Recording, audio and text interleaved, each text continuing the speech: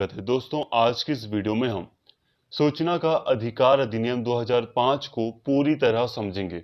इसके इतिहास से लेकर वर्तमान समय में सूचना का अधिकार किस तरह का है, सूचना का अधिकार अधिनियम 2005 क्या है, इन सारी चीज़ों को आज की इस वीडियो में हम कवर करेंगे, जिससे कि जो आपका सब्जेक्ट है, जो आपका सिलेबस है, चाहे आप किसी भी कोर्स में हो, वो पूरी तरह कवर हो जाएगा। हम सूचना के अधिकार से संबंधित सभी बातों को इस वीडियो में कवर कर लेंगे और बहुत ही इजीली तरीके से करेंगे, जिससे कि आपको सारी बातें समझ भी आ जाएं। तो दोस्तों प्लीज इस वीडियो को पूरा देखना, ताकि पूरा टॉपिक आपको अच्छे से क्लियर हो सके। आगे सारी चीजों को समझें उससे पहले मैं आपको बता दूं कि सूचना का जो अधिकार अधिनियम है वो इतनी आसानी से सभी को नहीं मिला। भारत सरकार ने 2005 में सूचना का अधिकार अधिनियम लागू किया, बट सूचना का अधिकार अधिनियम लागू करने के लिए जो संघर्ष चला था वो 1970, 80 और 90 के दशक में स्पेशली बहुत ज्यादा हो गया था, जिसके चलते सरकार को इस ओर ध्यान देना पड़ा और ये अधिनियम अस्तित्व में आया। इसकी कहानी जो है वो बहुत ही संघर्षपूर्ण रही है। सबसे बड़ी बात कि भ्रष्टाचार की रोकथाम के लिए ही ये संघर्ष किया गया था। बट कोई नहीं, सारी बातें करेंगे, आपको सारी बातें क्लियर हो जाएंगी। अब एक अरेंज फॉर्म में वीडियो को शुरू करते हैं। सबसे पहले हम बात करते हैं सूचना के अधिकार के कानूनी इतिहास की। देखिए, अगर हम बात करें भारतीय संविधान की, तो भारतीय संविधान में कहीं भी सूचना के अधिकार का अलग से कोई भी वर्णन नहीं किया गया। ऐसा कोई भी अनुच्छेद नहीं है, आर्टिकल नहीं है, जहां पर अलग से लिखा हो कि राइट टू इंफॉर्मेशन जनता को दिया जाता है या राइट टू इंफॉर्मेशन की बात की गई हो। भारतीय संविधान में ऐसा कोई भी अनुच्छेद नहीं है जो कि अलग से हमें राइट टू इंफॉर्मेशन के बारे में बताए। लेकिन इस महत्वपूर्ण अधिकार को संविधान में अन्य मूल अधिकारों के संदर्भ में या उनके साथ जोड़कर उठाया जाता रहा है।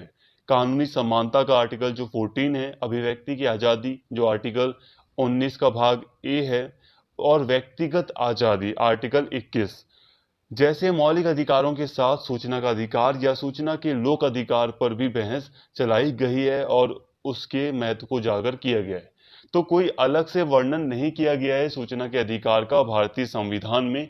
बट हाँ, जो आर्टिकल 14 है और आर्टिकल 21 है, आर्टिकल 19 है, स्पेशली जो आर्टिकल 19 है अभिव्यक्ति की आज़ादी और व्यक्तिगत स्वतंत्रता का जो ये आर्टिकल है, इसके साथ ये माना जाता है कि इसी में सूचना के का अधिकार भी निहित है।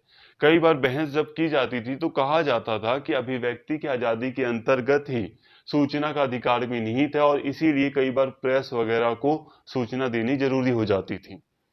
तो अलग से भारतीय संविधान में कहीं वर्णन नहीं था, और इन जो ये आर्टिकल 14 वगैरह हैं, इन्हीं से काम चलाया जाता था। इन्हीं आर्टिकल्स की बदौलत ये कहा जाता था कि भारतीय जनता को सूचना का अधिकार ऑलरेडी प्राप्त है। सरकार की जिम्मेदारी है कि वो अपने कार्य की सूचना जनता को दे। बट फिर भी कोई अलग से प्रावधान नहीं था सूचना के अधिकार को लेकर, इसीलिए कई बार प्रॉब्लम्स होती थी। एक्चुअली दोस्तों, भारत में सूचना के अधिकार की मांग भ्रष्टाचार को खत्म करने, भाई भतीजावाद, लाल फीताशाही, इस पर नियंत्रण लगाने के लिए इसकी मांग की जा रही थी। अब भारत में भ्रष्टाचार बहुत ज्यादा बढ़ रहा था, भाई भतीजावाद बहुत ज्यादा बढ़ रहा था, लाल फीताशाही मतलब नौकरशाही बहुत ज्यादा मतलब एटीट्यूड के साथ काम कर रही थी, बहुत ज्यादा नौकरशाही निरंकुश तंत्र की तरह काम कर रही थी, और सूचना वगैरह जनता को मिलती नहीं थी। इसलिए सूचना का अधिकार बहुत ज्यादा इंपॉर्टेंट हो गया था। सूचना के अधिकार के लिए संघर्ष का एक शुरुआती और एक महत्वपूर्ण पक्ष रहा है शासकीय गुप्त बात अधिनियम 1923 में संशोधन की मांग, जो आगे चलकर इस दमनकारी कानून को पूरी तरह खत्म करने, खारिज करने की मांग में बदल गई। अंग्रेजी शासनकाल में बने इस कानून और आजाद भारत में इसके अवतार शासकीय गुप्त बात अधिनियम को ऐसे हथियार के रूप में जाता है जो सरकार के हाथों में असीमित शक्तियां देती है। इस कानून के तहत कोई भी आधिकारिक जानकारी या सूचना को अनाधिकृत रूप से जनता के बीच जारी करना एक अपराध है। देखिए दोस्तों, अब एक कानून है शासकीय गुप्त बात अधिनियम 1923। अब इस कानून को भारत में आज़ादी के बाद भी अपनाया गया था, इसे इस फॉलो किया जा रहा था। इस कानून का मतलब ये था कि जो शासक वर्ग था, जो प्रशासन करने वाले जो व्यक्ति थे, जो एडमिनिस्ट्रेटर्स थे, उनके पास ये अधिकार था कि अगर उन्हें लगता है कि हमारे हमारे राज्य के लिए, हमारे देश के लिए कोई जानकारी खतरा है, तो वो उसे शेयर नहीं करेंगे, किसी को नहीं बताएंगे। और अगर कोई व्यक्ति, कोई एडमिनिस्ट्रेशन ऐसा कर देता है, अगर बता देता है, जनता को कोई जानकारी दे देता है, तो यह करना एक अपराध होगा। यह समझना कठिन नहीं है कि देश के शासकों ने अपने निजी स्वार्थ और सहूलियत के लिए इस कानून का दुरुपयोग किया है। दो ऐतिहासिक उदाहरण हमारे सामने हैं। पहला है शासकीय गुप्त बात अधिनियम 1923 का इस्तेमाल कर मीडिया को सरदार सरोवर डैम के स्थान पर, जो कि संघर्ष स्थल भी था, जाने से रोक दिया गया और इस विकास विकास परियोजना से बड़े पैमाने पर हो रहे विस्थापन की सच्चाई को देश की जनता के सामने आने से रोका गया। इसी तरह 1985 में भोपाल शहर में जहरीले रासायनिक गैस के रिसाव से हुए बड़े हादसे के मामले से संबंधित महत्वपूर्ण जानकारियों को सार्वजनिक होने से रोका गया। यूनियन कार्बाइड कंपनी और सरकार के बीच हुए समझौते की जानकारी छिपाई गई। और जब कुछ लोगों ने गैस रिसाव से स्वास्थ्य पर होने वाले दीर्घकालिक प्रभाव के बारे में जानकारी लेने की कोशिश की, तो उन्हें शासकीय गुप्त बात अधिनियम 1923 के तहत रोका गया और गिरफ्तारी भी हुई।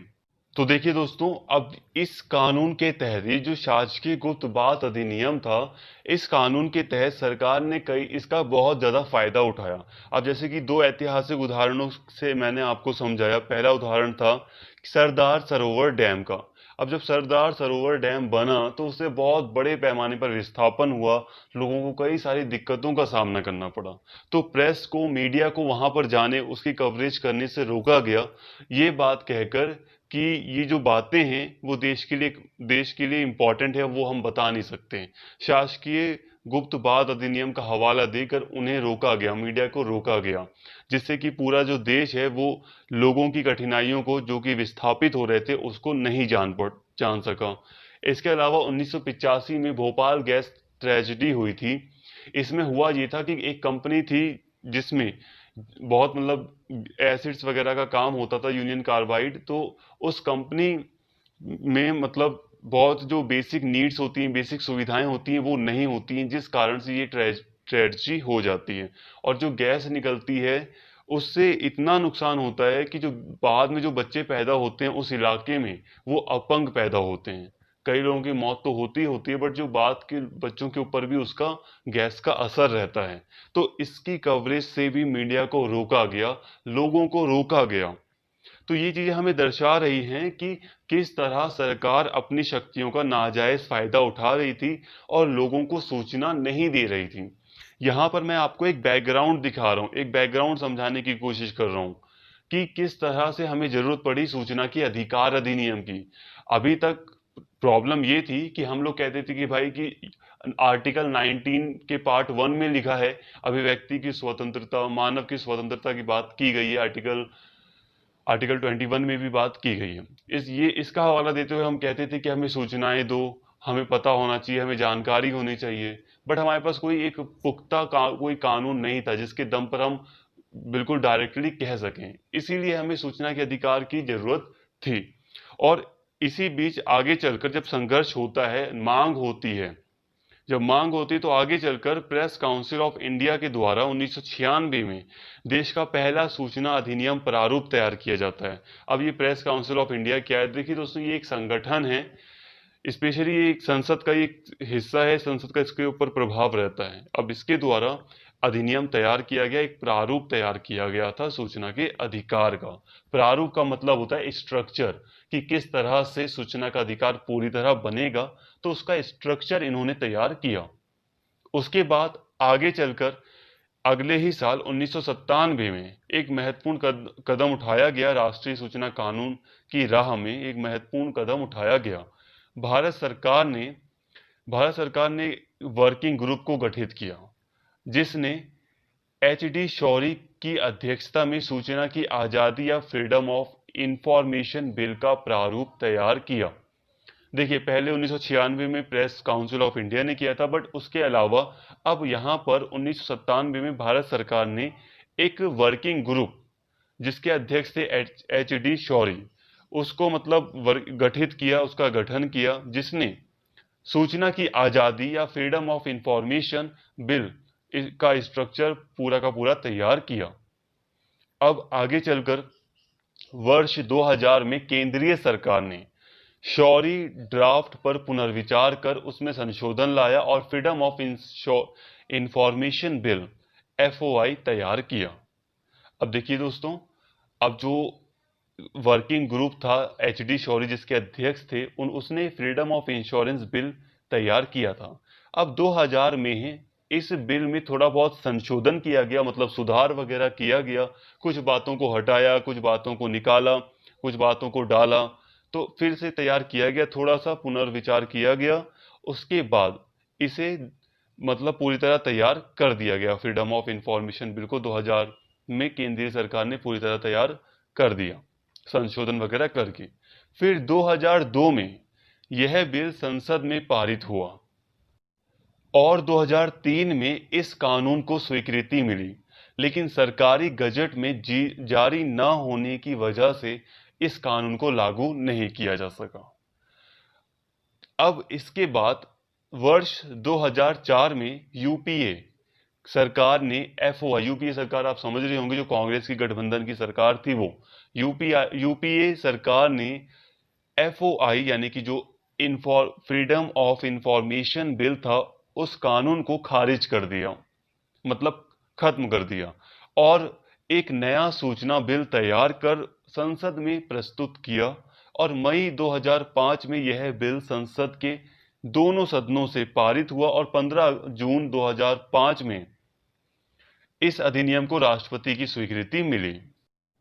और 120 दिनों के बाद यानी 12 अक्टूबर 2005 में केंद्रीय सूचना अधिकार अधिनियम देश भर में लागू हो गया। अब देखिए दोस्तों, मैं एक समरी के रूप में आपको पूरी तरह समझा देता हूं। देखिए, 1900 पहले तो एक संघर्ष चला था, काफी संघर्ष चला, आंदोलन किया गया, काफी कुछ किया गया, सूचना के अधिकार के लिए संघर्ष चला। अब उस संघर्ष के बाद जब सरकार के ऊपर दबाव पड़ा, तो प्रेस काउंसिल ऑफ इंडिया ने 1996 में एक प्रारूप तैयार किया, एक स्ट्रक्चर तैयार किया सूचना के अधिकार का अधिनियम का, ठीक है। बट फिर 1997 में एक स्ट्रक्चर और तैयार किया गया, वो किसके द्वारा? भारत सरकार ने वर्किंग ग्रुप को गठित किया था, तो वर्किंग ग्रुप के द्वारा फ्रीडम ऑफ इंफॉर्मेशन बिल के नाम से सूचना के अधिकार का एक प्रारूप, एक स्ट्रक्चर तैयार किया गया। अब इसी के बाद जो सरकार थी, उसने फ्रीडम ऑफ इंफॉर्मेशन जो बिल था, अभी बनाया गया था जो 1997 में, उसमें थोड़ा बहुत संशोधन किया और फिर 2003 में इस कानून को स्वीकृति मिलने के बाद ये कानून बन जाता है, बनकर तैयार हो जाता है। ये कानून 2003 में बनकर तैयार हो गया, बट क्योंकि इसे सरकारी गजट में शामिल नहीं किया गया, मतलब इसे लागू नहीं किया गया, मतलब कानून बनकर तैयार हो गया था 2003 तक, बट इसे लागू नहीं किया गया था। अब जब नई सरकार आती है 2004 में यूपीए की, तो वो क्या करती है? इस बिल को पूरी तरह खत्म कर देती है। कहती है हम एक नया सूचना का अधिकार लाएंगे, थोड़ा बहुत इसमें गलतियां, इसे खत्म करो, हम एक नया सूचना का अधिकार अच्छे से अच्छे सभी सारे प्रावधान वगैरह अच्छे से अपने हम सही से डालकर एक नया बिल तैयार करेंगे, फिर हम एक अधिनियम बनाएंगे सही से। तो 2004 में यूपीए की सरकार आई, तो उसने एक नया सूचना बिल तैयार किया और उसे फिर 2005 में पास करवा दिया, फिर उसे स्वीकृति मिल जाती है राष्ट्रपति की, और इस तरह पूरे देश में एक सूचना का अधिकार अधिनियम 2005 पारित हो जाता है, लागू हो जाता है। तो इस तरह मिलता है पूरे देश को अपना सूचना का अधिकार। आप समझ गए होंगे, यहाँ तो राइट टू इंफॉर्मेशन पूरा का पूरा मिल जाता है 2005 में पूरे देश को। हालांकि 2005 में जम्मू कश्मीर के लिए ये अधिकार नहीं था, बट हाँ, अब तो जम्मू कश्मीर केंद्र शासित प्रदेश है, तो जम्मू कश्मीर पर भी सूचना का अधिकार अधिनियम अब लागू होता है। तो यहां तक आप समझ गए। अब दोस्तों, यहां पर हमने एक चीज छोड़ दी, क्या आपको पता है वो क्या है? वो चीज ये है कि हमने ये तो समझ लिया कि ये कानून बना कैसे, तो अब हमने बट ये नहीं समझा जो संघर्ष था वो कैसा था, वो जो आंदोलन किया गया था सूचना के अधिकार के लिए वो कैसा था। अभी हमने इसको नहीं समझा, हमने एक हल्का हल्का समझा है। अब यहाँ पर मैं बहुत कम शब्दों में आपको समझाऊंगा कि वो संघर्ष कैसा हुआ था, सूचना के अधिकार का संघर्ष कैसा था। बस 2-4 मिनट में आपको समझा दूंगा। तो देखिए दोस्तों, वर्ष 1996 के अप्रैल की एक गर्म दोपहरी में ब्यावर राजस्थान में जो जगह है, आसपास के जो स्थानीय निवासी थे एक विशाल प्रदर्शन निकालते हुए शहर के सब डिविजनल अफसर को एक याचिका दी, जिसमें उन्होंने रोटी कपड़ा और मकान की मांग नहीं की, बल्कि इन आंदोलनकारियों ने, प्रदर्शनकारियों ने अपने लिए सूचना के अधिकार की मांग की थी। और इन प्रदर्शनकारियों और आंदोलनकारियों का जो नेतृत्व कर रहे थे वो थे, जो संगठन नेतृत्व कर रहा था वो था मजदूर किसान शक्ति संगठन, MKSS। ये संगठन इनका नेतृत्व कर रहा था। तो देखिए दोस्तों, एक्चुअली बात ये थी कि मजदूरों को, जब मजदूर काम वगैरह करते थे, सरकारी काम वगैरह होता था, तो मजदूरों को उतना पैसा नहीं मिलता था जितना कागज के ऊपर पैसा लिखा जाता था। हकीकत ये थी कि कई मजदूर बहुत ज्यादा काम करते थे और कागज पर वो काम शो नहीं होता था। वो काम मजदूरों से करा लिया जाता था और कागज पर वो शो नहीं करते थे और उन्हें पैसा भी कम देते थे मजदूरों को, जो बड़े बड़े जो ऑफिसर्स थे वो। तो सरकारी काम में बहुत ज्यादा मतलब धांधली हो रही थी, भ्रष्टाचार हो रहा था।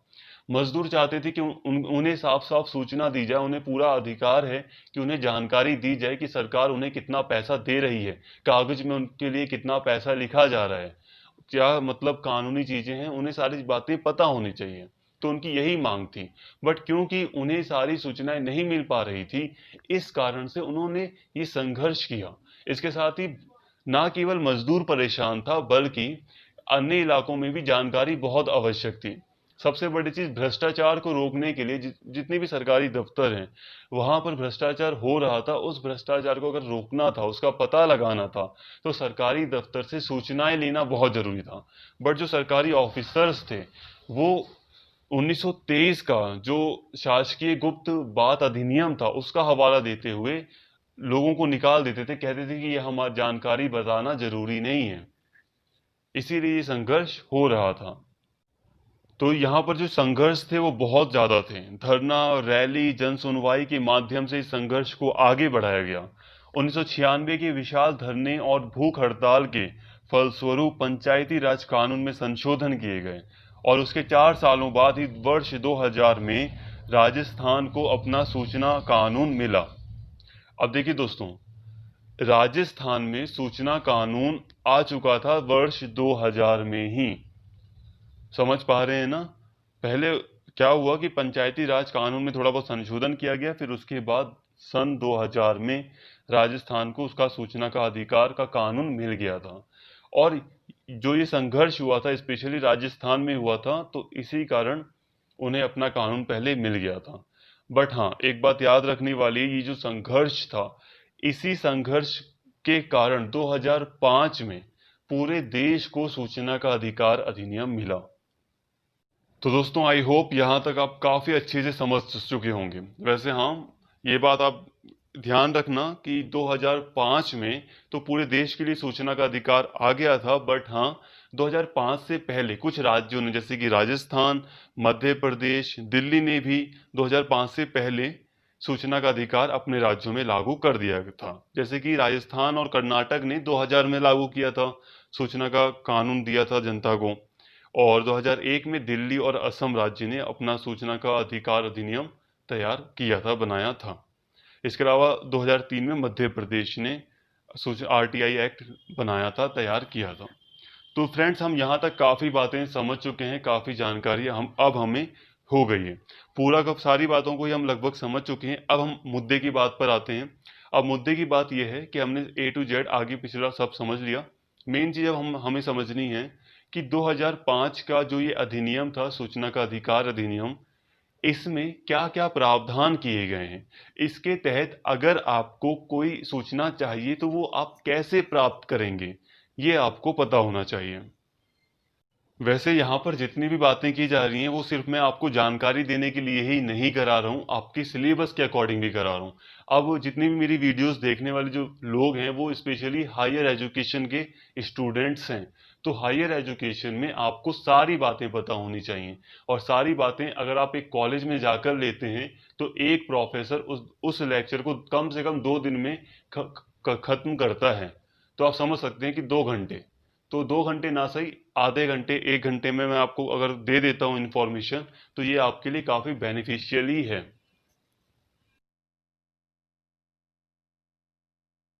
सूचना का अधिकार अधिनियम 2005 के प्रावधान। सूचना कानून के मुख्य प्रावधान इस प्रकार हैं। इस कानून के अनुसार देश के सभी नागरिकों को सूचना का अधिकार प्राप्त है। आरटीआई कानून में सूचना की एक विस्तृत परिभाषा दी गई है। किसी भी रूप में धारित सामग्री सूचना के अंतर्गत आती है, जैसे कि अभिलेख, दस्तावेज, ज्ञापन, ईमेल, मत, सलाह, प्रेस विज्ञप्ति, परिपत्र, आदेश, लॉगबुक, संविदा, रिपोर्ट, कागज पत्र, नमूने, मॉडल और इलेक्ट्रॉनिक रूप में मौजूदा आंकड़ों से संबंधित सामग्री। इसके अलावा प्राइवेट निकाय से संबंधित सूचना जो कि अन्य मौजूदा कानूनों के आधार पर किसी लोक प्राधिकारी की पहुंच में है।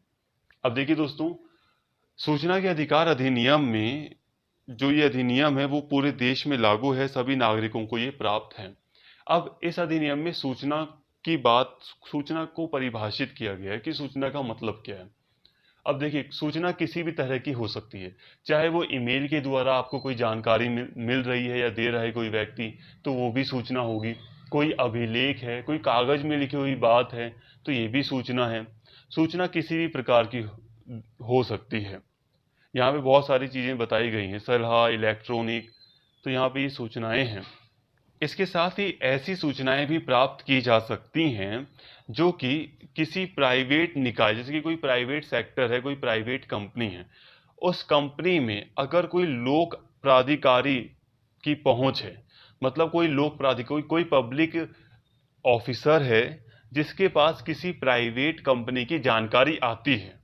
मतलब मान लो अगर मैं एक पब्लिक ऑफिसर हूँ और मेरे पास कुछ स्कूलों की जानकारी आती है, कुछ स्कूल वाले मुझे अपने स्कूल की जानकारी देते हैं जो कि प्राइवेट हैं, तो उन प्राइवेट स्कूलों की जानकारी भी लोग मुझसे मांग सकते हैं, क्योंकि मैं तो एक लोक अधिकारी हूँ, एक पब्लिक ऑफिसर हूँ।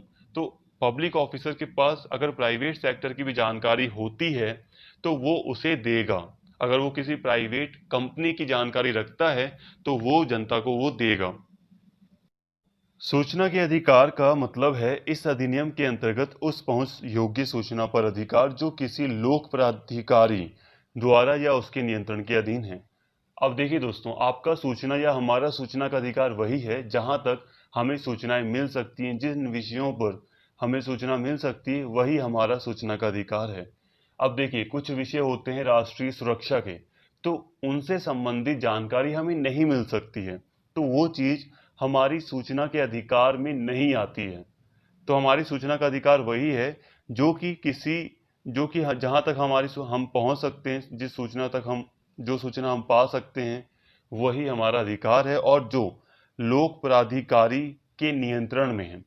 लोक प्राधिकारी यानी कि जो पब्लिक ऑफिसर है उसके अंडर में अगर कोई सूचना है तो वो मिल सकती है हमें। अब जैसे कि कुछ प्राइवेट सेक्टर्स होते हैं, अब कुछ प्राइवेट सेक्टर में कोई दुकान है, कोई चीज है, अब उसकी जानकारी किसी पब्लिक एडमिनिस्ट्रेशन के पास नहीं है, किसी पब्लिक ऑफिसर के पास नहीं है, तो वो आपको कैसे देगा? तो जो जानकारी पब्लिक ऑफिसर के पास है सूचना वही चीज सूचना के अधिकार में आती है, और जो सूचनाएं आप पा सकते हैं जो कि जनता के लिए है वाकई में, तो वही आपका सूचना का अधिकार है। अब यहाँ पर एक इम्पॉर्टेंट बात कही गई है, इसकी कानून की धारा 4 में सक्रिय प्रकटीकरण का प्रावधान है, जिसका मतलब यह है कि प्रत्येक लोक प्राधिकरण को निरंतर प्रयास करना चाहिए कि वह स्वयं प्रेरणा से जनता को नियमित अंतरालों पर विभिन्न साधनों के माध्यम से, खासकर इंटरनेट पर, सूचना उपलब्ध कराए, जिससे जनता को सूचनाएं प्राप्त करने के लिए इस कानून का कम से कम प्रयोग करना पड़े। इस कानून के तहत सभी लोक प्राधिकरणों में लोक सूचना अधिकारी तथा अपील अधिकारी के निर्वाचन के माध्यम से कानून के कार्यान्वयन हेतु व्यवस्था के प्रावधान हैं। अब देखिए दोस्तों, इसकी धारा जो 2005 वाला जो ये कानून है सूचना का, इसकी धारा 4 में लिखा गया है कि जो विभाग हैं, जो संस्थान हैं, उनको अपने आप ही कोशिश करनी है, अपने आप ही ये कार्य करना है कि वो जनता को समय समय पर सरकार की सभी नीतियों, कार्य या जो भी इम्पोर्टेंट काम किए जा रहे हैं उसकी सूचनाएं प्रदान करें। मतलब कि जनता को खुद मांगना ना पड़े कि हमें भाई अभी अभी सड़क बनी है, ये इस सड़क की पूरी जानकारी दो, इस पे इसे बनाने में कितना खर्च आया है। तो इस प्रावधान में कहा गया है कि जो भी विभाग है संबंधित, उसे खुद ही ये जानकारी पहले ही जनता को दे देनी चाहिए कि ये जो सड़क है उसके बनने में इतना निर्माण आया है, या वगैरह वगैरह जो भी बात है। तो यहाँ पर यही कहा गया है कि स्वयं प्रेरणा से जनता को नियमित अंतरालों पर, नियमित समय पर इंटरनेट के माध्यम से या जैसे पॉसिबल हो सूचनाएं प्रदान करें संबंधित विभाग, ताकि जनता को इस कानून का उपयोग बार बार ना करना पड़े कि पहले आरटीआई फाइल करे जनता, फिर जाए पूछे, धक्के खाए इतने इतने समय बाद फिर लोगों को जानकारी मिले। तो ऐसे करने की नौबत ही ना आए। और इसके साथ ही इस कानून को चलाने के लिए लोक सूचना अधिकारी होता है। लोक सूचना अधिकारी या अपील अधिकारी होता है या सहायक अधिकारी होता है। उसके तहत इस कानून का संचालन करने का प्रावधान किया गया है। इस कानून में यह स्पष्ट बताया गया है कि कौन सी सूचना प्रकटीकरण के दायरे से बाहर आती है। कानून की धारा 8(1) में ऐसी सूचनाओं की सूची दी गई है। अब देखिए दोस्तों, अब सूचना अधिकार अधिनियम की धारा 8 के भाग 1 में ये साफ तौर पर एक लिस्ट दी गई है कि कौन कौन सी जानकारी जनता को देने लायक नहीं है, देने योग्य नहीं है। जैसे कि पहली है, वह सूचना जिसके प्रकट करने पर भारत की प्रभुता, अखंडता, राज्य की सुरक्षा, रणनीति, वैज्ञानिक या आर्थिक हित या विदेशों के संबंधों पर प्रतिकूल प्रभाव पड़ता हो या किसी अपराध को प्रबल करती हूँ। अब कोई ऐसी जानकारी है जिससे कि भारत की सुरक्षा के लिए जो खतरा है, जो भारत के विदेशी रिलेशन के लिए, जो फॉरेन रिलेशन के लिए बेकार हो सकती है या किसी अपराध को बढ़ावा दे सकती है, ऐसी सूचना को बताया नहीं जा सकता है। इसके अलावा सूचना जिसके प्रकाशन का किसी न्यायालय या अधिकरण द्वारा अभिव्यक्त रूप से निषेध किया गया हो या जिसके प्रकटन से न्यायालय की अवमानना होती हो। अब ऐसी कोई सूचना है जिससे कि न्यायालय का अपमान हो सकता है, अगर वो सूचना दी जाती है तो ऐसी सूचना भी नहीं दी जा सकती जिससे कि न्यायालय का अपमान हो सकता हो। ऐसी सूचना जिसके प्रकट करने से संसद या किसी राज्य के विशेषाधिकारों का हनन होता हो। अब ऐसी सूचना अगर दी जाती है जिससे कि संसद या राज्य के विशेष अधिकारों का अगर हनन होता है तो उसे भी प्रकट नहीं किया जा सकता। यहाँ पर हम बात कर रहे हैं कि किन सूचनाओं को नई जनता को नहीं दिया जा सकता, वो उन सूचनाओं की हम बात कर रहे हैं। ऐसी सूचना जिसमें वाणिज्यिक, विश्वास, व्यापार गोपनीयता या बौद्धिक संपदा शामिल है, जिसके प्रकट करने से किसी व्यक्ति की प्रतियोगी स्थिति का नुकसान होता हो, जब तक सक्षम प्राधिकारी को यह संतुष्टि नहीं होती कि ऐसी सूचना का प्रदान करना लोकहित में हो। अब देखिए दोस्तों, कुछ सूचनाएं हैं, अगर अधिकारी को लगता है कि ऐसी सूचना से खतरा हो सकता है और लोकहित में ये नहीं है, तो वो उस सूचना को नहीं देता है, खारिज कर देता है जनता की अपील को या उसके अनुरोध को, कर सकता है वो ऐसा। तो दोस्तों, अभी हमने सूचना के अधिकार अधिनियम को थोड़ा सा जाना। अब हम बात करते हैं इसी के अंदर कि सूचना के लिए आवेदन फाइल करने की क्या प्रक्रिया होती है। Procedure for filling request under the RTI act. RTI यानी कि राइट टू इंफॉर्मेशन एक्ट के अंतर्गत किस तरह से, किस प्रोसेस के द्वारा रिक्वेस्ट की जाती है सूचना लेने के लिए। तो देखिए, अगर कोई भी व्यक्ति चाहता है कि उसे जानकारी मिले तो सबसे पहले उसे एक आवेदन देना पड़ता है। चाहे वो आवेदन लिखकर किसी कागज पर दिया जाए या फिर वो इलेक्ट्रॉनिक माध्यम से ईमेल वगैरह करके या जो भी प्रोसीजर है उसके थ्रू वो आवेदन या एप्लीकेशन दे। तो सबसे पहले एप्लीकेशन देनी होती है। अब यहाँ पर कुछ शर्तें हैं कि जो एप्लीकेशन की भाषा होगी वो हिंदी हो सकती है, इंग्लिश हो सकती है, इसके अलावा कोई भी क्षेत्रीय भाषा है तो वो हो सकती है। इसके साथ ही जब आवेदन एप्लीकेशन दी जाती है तो उसके साथ फीस भी लगती है, थोड़ी सी शुल्क लगता है, तो वो देना पड़ता है। हालांकि शुल्क बहुत कम होता है, 10 रुपये होता है। अभी तो 10 ही रुपये था अभी तक तो। इसके साथ ही यह आवेदन, जो आवेदन होता है वो केवल केंद्र लोक सूचना अधिकारी या राज्य सूचना अधिकारी या उससे संबंधित लोक प्राधिकारी को देना होगा। अब ये जो आवेदन होगा वो लोक सूचना अधिकारी के पास जाता है। अगर आप आवेदन दे रहे हैं तो किसको दोगे आप दोगे लोक सूचना अधिकारी को, चाहे वो केंद्र का हो या राज्य का हो, उसे आपको देना होगा। या फिर जो आप सूचना पाना चाहते हो तो उस सूचना से संबंधित कोई लोक प्राधिकारी है तो आप उसको अपना आवेदन दोगे। तो आप यहाँ पर कि सूचना अधिकारी को भी दे सकते हो और सिर्फ लोक प्राधिकारी को, जो कि संबंधित सूचना रखता है, उसको भी आप अपनी एप्लीकेशन दे सकते हो। तो सिंपली अभी हमने समझा कि सबसे पहले आपको एक एप्लीकेशन देनी होती है। वो एप्लीकेशन नॉर्मली आप सूचना अधिकारी को देते हैं। अगर सूचना अधिकारी नहीं अवेलेबल है तो संबंधित अधिकारी, जो सूचना आपको चाहिए और संबंधित अधिकारी आपके इलाके में है, कोई लोक प्राधिकारी, तो आप उस ऑफिसर को भी दे सकते हो, कोई पब्लिक ऑफिसर है तो जिससे आपको सूचना चाहिए। अब ये सूचना दोस्तों लिखित ही होती है। आपको एक लिख कर ही एक एप्लीकेशन डालनी होती है, भले आप इलेक्ट्रॉनिक मीडियम में दे रहे हैं तब भी वो लिख कर ही होनी चाहिए। अब कोई व्यक्ति अगर मौखिक देना चाहता है, बोल कर ही आवेदन देना चाहता है, तो वह ऐसा कर सकता है, बट जो संबंधित अधिकारी होगा वो उस सूचना को लिखित में कन्वर्ट करवा लेगा।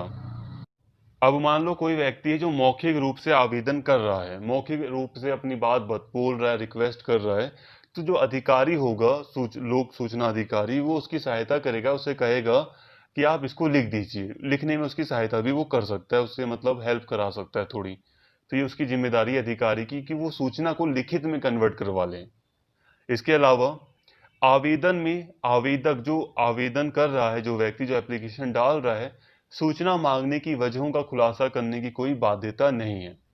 मतलब अगर आप कोई सूचना चाहते हो, अगर आप चाहते हो कि मेरे इलाके में अभी 1 किलोमीटर की सड़क बनी है, आप चाहते हो पूछना कि इस सड़क पर कितना खर्च आया है संबंधित लोक अधिकारी से, तो ये जरूरी नहीं कि आपको वजह बतानी पड़ेगी कि मैं ऐसा क्यों पूछ रहा हूँ। ऐसा नहीं है कि वो ऑफिसर आपसे कहेगा कि आपको आखिर क्या, आप जानकर क्या करोगे, कि आपको आपको पता करना है कि आपकी सड़क इतने पैसे में बनी है, आप क्या करोगे जानकर। तो ऐसा कुछ भी नहीं है, आपको कुछ वजह या कारण बताने की जरूरत नहीं पड़ेगी। आप अगर सूचना चाहते हो तो सिंपली आपको वो सूचना मिल जाएगी। बस हाँ, आपको अपनी एप्लीकेशन में बस इतनी सूचनाएं डालनी है जिससे कि जो लोक सेवा अधिकारी है, सॉरी, लोक सूचना अधिकारी है, वो आपसे संपर्क कर सकें। आपको अपना नाम पता वगैरह डाल देना होगा, इतनी सूचना, अपना मोबाइल नंबर डाल सकते हो आप, जिससे कि आपको मतलब इन्फॉर्म किया जा सके, आपको सूचना दी जा सके। और जो ये एप्लीकेशन होती है वो बाय पोस्ट भी दी जा सकती है, इलेक्ट्रॉनिक मीडियम से भी दी जा सकती है, आप खुद जाकर दे सकते हो, जमा करा सकते हो। फ्रेंड्स, जो भी बातें मैं यहाँ पर बोल रहा हूँ मैं डायरेक्टली आपको समझा रहा हूँ, और नोट्स यहाँ पे आपको दिखाई दे रहे हैं, आप उस नोट्स में और भी डीपली पढ़ सकते हो। बट यहाँ पे अब मैं समझा रहा हूँ, रीडिंग करना थोड़ा सा अच्छा नहीं लग रहा, इसलिए नॉर्मली मुझे तो पता ही है, तो मैं सारी चीज़ें आपको जल्दी जल्दी बस समझा दे रहा हूँ। तो अब आगे बढ़ रहे हैं। तो इसके साथ ही जो आप आवेदन करते हो वो पोस्ट वगैरह से कर सकते हो, ठीक है, बट इसके साथ ही यहाँ पे आप, एक बात और है कि जो आवेदन लिखना है, जो एप्लीकेशन आपको लिखनी है, उसका फॉर्मेट क्या होगा।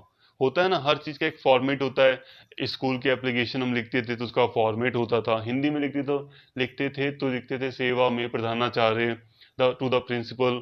तो ये एक प्रारूप होता है, एक स्ट्रक्चर होता है। तो अब इसके लिए कोई स्ट्रक्चर है तो नहीं। सूचना अधिकारी, अगर आप रिक्वेस्ट कर रहे हो सूचना अधिकारी को, तो किसी भी स्ट्रक्चर में आप सूचना मांग सकते हो, किसी भी स्ट्रक्चर में आप अपनी एप्लीकेशन को लिख सकते हो, किसी भी तरह से। कोई स्पेसिफिक प्रारूप या स्ट्रक्चर नहीं है, कोई स्पेसिफिक फॉर्मेट आपको नहीं बताया गया है कि इस फॉर्मेट में आपको एप्लीकेशन लिखनी पड़ेगी। ऐसा कुछ भी नहीं है, किसी भी फॉर्मेट में आप एप्लीकेशन लिख के सामने वाले को, अधिकारी को दे सकते हैं। बट हाँ, यहाँ पर एक बात ध्यान रखनी होती है कि आप जो सूचना चाहते हैं उसके क्रमबद्ध, जो आपके प्रश्न है उसको क्रमबद्ध तरीके से लिखें। जैसे कि आप अगर चाहते हैं कि जो ये सड़क है, अगर आपको सूचना मतलब आपको पता नहीं है, अब देखिए आपने डायरेक्टली पूछ लिया कि ये जो सड़क बनी है मेरी गली में वो कितने रुपए की बनी है, और फिर आप बाद में पूछ रहे हैं ये कब बनी है। अब ये दो बातें हो गई। आपको पहले पूछना चाहिए था कि ये सड़क बनी किस दिन है, बनकर तैयार किस दिन हुई, कि और अगर आपको मतलब पूछना है कि कितना समय टोटली इस सड़क को बनने में लगा है, तो ये बात आपको पहले पूछनी चाहिए, बजाय इसके कि कितना खर्च इसमें आया है या कितने साल तक ये चलेगा, कितने साल तक ये रोड चलने की संभावना है। ये बातें आपको बाद में पूछनी चाहिए। अगर आप मतलब मैं कहना चाहता हूं कि कोई भी अगर जानकारी आप ले रहे हैं तो उसमें आप ऐसे एक क्रमबद्ध प्रश्न रखिए। जो बातें पहले पूछने लायक हैं वो पहले रखिए, और जो बाद में पूछने वाली हैं वो बाद में रखिए, ताकि उसी हिसाब से आपको आंसर किया जा सके वन बाय वन क्वेश्चन का। जैसे कि कहते हैं ना कि रामायण खत्म हो गई और फिर लास्ट में पूछ रहे हैं कि राम कौन थे, सीता कौन थी। तो ऐसा ना हो, जो चीज़ पहले पूछने वाली है वो आप पहले पूछ लें, जो लास्ट में आपको पूछनी है वो लास्ट में पूछने वाली चीज़ है वो लास्ट में पूछें। तो एक क्रमबद्ध प्रश्न आपको रखने होते हैं। इसके साथ ही दोस्तों, अगर मान लीजिए आप किसी गलत लोक प्राधिकारी को आवेदन कर देते हैं, अब आपको करना था किसी दूसरे डिपार्टमेंट के लोक अधिकारी को, पब्लिक ऑफिसर को, बट किसी व्यक्ति ने किसी गलत ऑफिसर को कर दिया, तो अब ये ऑफिसर, जिस ऑफिसर के पास वो एप्लीकेशन आई है, वो ऑफिसर आपको इन्फॉर्म करेगा या उस व्यक्ति को इन्फॉर्म करेगा जिसने एप्लीकेशन डाली थी, और फिर वो उसको हस्तांतरित कर देगा, ट्रांसफर कर देगा सही डिपार्टमेंट में या सही ऑफिसर के पास। निर्धारित शुल्क के साथ आवेदन जमा होने के 30 दिनों के भीतर लोक सूचना अधिकारी की जिम्मेदारी बनती है कि आवेदन पर कार्यवाही समाप्त कर निर्णय ले। यदि आवेदन सहायक लोक सेवा अधिकारी को दी गई है तो कार्यवाही की समय सीमा 35 दिनों की होती है। तो नॉर्मली दोस्तों, जो अधिकारी है लोक सूचना अधिकारी, उसकी जिम्मेदारी है कि अगर उसके पास सही से एप्लीकेशन आई है, फीस वगैरह देकर अगर उसके पास एप्लीकेशन आई है पूरे प्रोसीजर के साथ, तो उसकी जिम्मेदारी है कि 30 दिन के अंदर उस पर अपना डिसीजन सुनाए। अगर वो उसे खारिज करना है तो खारिज कर दे, अगर वो डिसीजन देने योग्य एप्लीकेशन है तो उस पर अपना निर्णय दे, डिसीजन दे, और सूचना जो भी प्रदान करनी है वो करे। अगर कोई सहायक लोक सेवक आय लोक सूचना अधिकारी है, मतलब असिस्टेंट है थोड़ा, तो उसके लिए 35 दिन दिए गए हैं कि 35 दिन तक उसके पास टाइम है कि वो उस एप्लीकेशन को सॉल्व करे, उस एप्लीकेशन का जवाब दे। अब यहाँ पर एक और इम्पॉर्टेंट चीज है कि यदि आवेदन में ऐसी सूचना के लिए अनुरोध किया गया हो जो कि किसी व्यक्ति के जीवन, आजादी और सुरक्षा के लिए महत्वपूर्ण है, तब आवेदन पर कार्यवाही 48 घंटे के भीतर समाप्त हो जानी चाहिए। यह जरूरी है कि आवेदन के साथ आवेदक यह भी सूचित करे कि वह कैसे जीवन और आजादी से संबंधित है। अब देखिए दोस्तों, सिर्फ हम यहाँ पर सड़कों की बात नहीं कर रहे कि सड़कों, पुलों या इत्यादि जो नॉर्मल चीजें हैं उनकी जानकारी हम विभागों से प्राप्त करते हैं। बहुत सारी चीजें होती हैं, बहुत सारे प्रोजेक्ट्स होते हैं, और भी बहुत सारी चीजें होती हैं जिनकी जानकारी हमें सूचना अधिकारी से मिल सकती है। अब कई बार ऐसा होता है कि किसी व्यक्ति के ऊपर केसेस लग जाते हैं, कोई व्यक्ति किसी समस्या में फंस जाता है, और उससे संबंधित सूचना किसी लोक अधिकारी के पास होती है जो उसे बचा सकती है। अब मान लीजिए कि कोई व्यक्ति है जिसके जीवन के ऊपर खतरा आ गया है। अब उसे पता है कि उस संबंधित लोक अधिकारी के पास मेरे से संबंधित कुछ सूचनाएं हैं जो कि मुझे मतलब मुझ पर जो आरोप लग रहे हैं उससे मतलब मुझे छुटकारा दिला सकती है। अब मान लो कि कोई ऑफिसर है, अब उसके ऊपर भ्रष्टाचार का आरोप लग गया, उसके ऊपर एफआईआर हो गई, उसे गिरफ्तार कर लिया गया। अब उस ऑफिसर को खुद पता है कि संबंधित जो लोक अधिकारी है, सूचना अधिकारी है, उसके पास प्रोजेक्ट की पूरी फाइल है, उसमें मेरी ईमानदारी की सारी चीजें लिखी हुई हैं, उसमें साफ साफ लिखा होगा कि कहाँ पर कितना पैसा लगा है, जिससे प्रूफ हो जाएगा कि मैंने कोई भ्रष्टाचार नहीं किया। तो ऐसे में ऐसी जो कार्यवाही होती है वो उसका मतलब ये है कि उस व्यक्ति संबंधित व्यक्ति के जीवन, आज़ादी और सुरक्षा के लिए खतरा है। तो जल्द से जल्द 48 घंटे के अंदर संबंधित व्यक्ति को सूचना दी जाती है। मतलब यही है, शॉर्टली कहा जाए तो अगर अगर बहुत ज़्यादा ज़रूरी हो जाता है लोक सूचना लोक सूचना अधिकारी से सूचना प्राप्त करना, तो 48 घंटे के अंदर भी सूचना मिल सकती है अगर बहुत ज़रूरी होता है। बट हाँ, प्रूफ करना होता है व्यक्ति को कि संबंधित सूचना किसी व्यक्ति के लिए बहुत ज़रूरी है, तो वो मिल सकती है।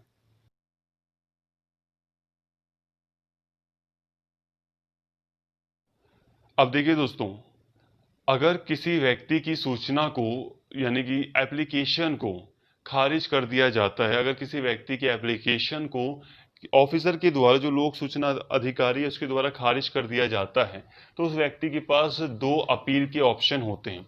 मतलब पहली बात तो यह है कि देखो, अगर उसकी एप्लीकेशन ही गलत थी तो रिजेक्ट उसने अच्छा हुआ कर दिया, सही किया रिजेक्ट करके। बट फिर भी अगर ऑफिसर की गलती है, उसने जानबूझकर गलत तरीके से एप्लीकेशन रिजेक्ट की है, उस वो सूचना नहीं देना चाहता, तो व्यक्ति के पास दो अपील के ऑप्शन होते हैं। पहला होता है कि जो जन सूचना अधिकारी है, जो लोक सूचना अधिकारी है, उससे ऊपर का ऊंचे पद पर जो अधिकारी है उससे वो अपील कर सकता है सूचना के लिए। इसके अलावा एक दूसरा है, वो है कि जो सूचना आयोग है उसके पास अपील की जा सकती है। सूचना आयोग एक बहुत बड़ी बॉडी हो जाती है, तो उस आयोग में अपील की जा सकती है कि मुझे ये सूचना नहीं मिल रही है, नहीं मिल पा रही है। तो फिर वो सूचना उसको दी जाएगी, छानबीन वगैरह सही से की जाएगी। अगर ऑफिसर की गलती होती है तो उस पर जुर्माना भी लगाया जाएगा। प्रतिदिन 250 रुपये का जुर्माना लगता है। मान लो कि किसी व्यक्ति को 90 दिनों तक सूचना नहीं मिली और ऑफिसर की गलती थी, तो 90 दिनों तक 25 मतलब 250 रुपये का जुर्माना देखा जाएगा कि कितना हुआ। और अगर जुर्माना 25,000 से ज़्यादा हो गया है तो कुछ और भी कार्रवाई की जा सकती है उस ऑफिसर के ऊपर भी। तो फ्रेंड्स, सूचना अधिकार कानून के तहत दो मुख्य आयोगों का गठन किया गया है। पहला है केंद्रीय राष्ट्रीय आयोग और दूसरा है राज्य सूचना आयोग। तो दो हैं, एक है केंद्रीय राष्ट्रीय सूचना आयोग जो पूरे नेशनल लेवल का है सूचना आयोग, और एक है राज्य सूचना जो कि हर राज्य के लिए है। राज्य सूचना आयोग हर राज्य में है। तो फ्रेंड्स, आज के इस वीडियो में हमने पूरी तरह ही सूचना के अधिकार को, उसकी संबंधित सभी बातों को पढ़ लिया। हालांकि सूचना के अधिकार में थोड़ी सी कमियां ये रह गई हैं कि सूचना के अधिकार में अभी उतनी ज़्यादा जागरूकता नहीं आई है। सूचना के अधिकार में उतनी ज़्यादा जागरूकता अभी समाज में नहीं फैली है, स्पेशली ग्रामीण इलाकों में। ग्रामीण इलाकों की स्त्रियां अभी भी इससे परिचित नहीं है। बहुत सारे लोगों को इसके प्रोसीजर के बारे में सही से नहीं पता। अब इसमें थोड़ा प्रोसीजर जो है वो थोड़ा सा हार्ड हो जाता है कि किस अधिकारी को देना है, मतलब आवेदन किसको करना है। तो इससे संबंधित सूचनाएं लोगों के पास सही से नहीं है, जागरूकता की थोड़ी सी कमी है। और इसके अलावा जो ऑफिसर्स हैं वो भी थोड़ा बेकार रुख अपनाते हैं। अब उनके अंदर नौकरशाही वाली फीलिंग है, तो वो सोचते हैं कि अगर हम सूचना देंगे अपनी काम की तो इसका मतलब ये है कि लोग हमारे काम की निगरानी कर रहे हैं। हम उनका सूचना देने का मन भी नहीं करता कई बार। तो यहाँ पर वो थोड़ी सी कमियां भी हैं सूचना के अधिकार के अधिनियम में।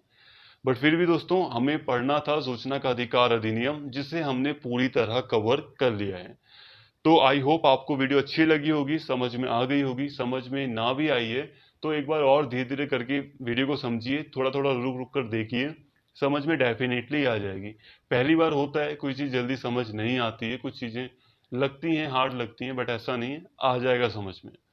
तो यहीं पे स्टॉप करते हैं वीडियो को। वीडियो अगर पसंद आई हो तो चैनल को सब्सक्राइब कर लेना, और इस वीडियो को लाइक करना, शेयर करना और कमेंट करके अपना फीडबैक जरूर देना। Thank you.